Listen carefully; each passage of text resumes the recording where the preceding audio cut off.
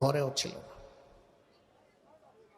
অথচ 70-এর নির্বাচনের সময় আমরাই বলেছি মানুষকে, ভোট দেন নৌকায়, আপনি দরজা খুলে রাতে ঘুমাতে পারবেন।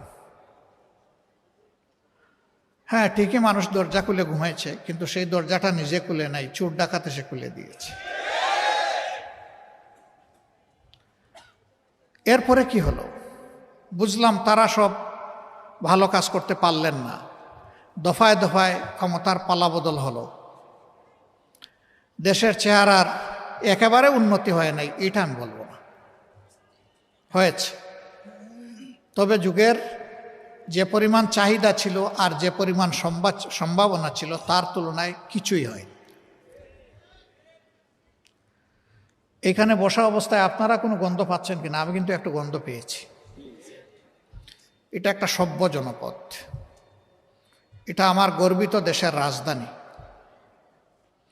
দুনিয়ার বিভিন্ন দেশে যাওয়ার সুযোগ হয়েছে।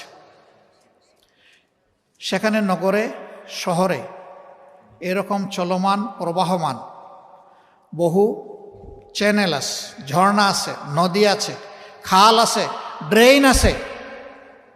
কিন্তু আপনি ড্রেনের পানিও হাতে নিয়ে দেখবেন যে মার্বেলের মতো চকচক করছে। কেন? তারাও মানুষ, আমরাও মানুষ। আমরা কেন দুর্গন্ধের সঙ্গী হব?